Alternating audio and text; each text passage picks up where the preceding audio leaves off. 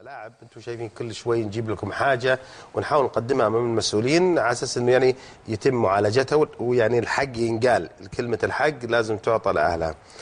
في اهتمام كبير من الامير نواف بن فيصل، واهتمام كبير من الموجودين في الرئاسه العامه على الشباب، ومحمد النويصر مدير هيئه المحترفين كلمني كذا مره. انا يعني حق ينقال، انا كنت لما اطلع التقارير هذه كان لما يجيني اتصال اقول الحين بيقولون ليش طلعتها ويا وليد، وفاجئ يقولوا لي حلو، طيب احنا ترى نعدل الموضوع ذا، وهذه خطوه جدا مهمه.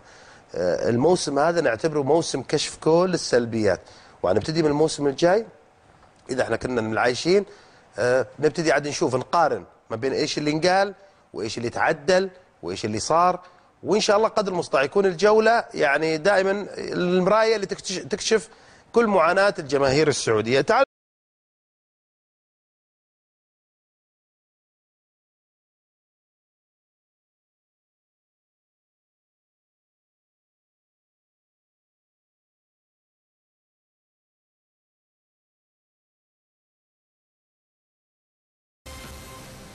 في مقطع انتشر أمس وتحدثنا مع الأستاذ سليمان، ذكروني شباب معلش، مع نائب مدير إدارة استاد الملك فهد الدولي. طبعا للتوضيح، استاد الملك فهد الدولي المهندس سلمان النمشان غير متواجد في المملكة الآن، موجود خارجها، فلم يكن موجود أثناء المشكلة اللي حدثت على موضوع الأيتام وعلى المواضيع كثير اللي صارت.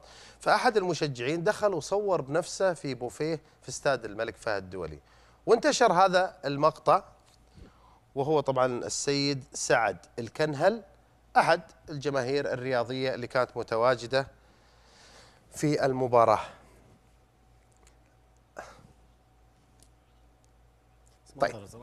طبعا يعني هذا منظر أمامنا، وبرنامج أكشن يا دوري أنا كنت حقيقة مجهز الخطوة هذه للموسم المقبل، لكن يمكن الأخ سعد راح يكون أول واحد. برنامج أكشن يا دوري سيتبنى المشاهدين يتحولوا إلى مراسلين للبرنامج. أي شخص يجد شيء يستحق الظهور على الهواء يصوره، يرسله يا تويتر البرنامج، يرسله التويتر عندي، وراح يظهر معنا في مداخلة تليفونية للحديث عما شاهده كأنه مراسل تلفزيوني. معنا سعد الكنهل. مساء الخير أخوي سعد. مساء النور السرور. أخوي سعد، أنت اللي صورت المقطع الآن اللي نشاهده أمامنا على الشاشة في استاد الملك فهد الدولي، صحيح؟ اي نعم. طيب متى صورته سعد؟ صورت قبل المباراة بساعة. قبل مباراة ايش؟ مباراة الهلال والاتحاد الأخيرة. اي. طيب ايش اللي شفته انت وخلاك تخش المحل تصور؟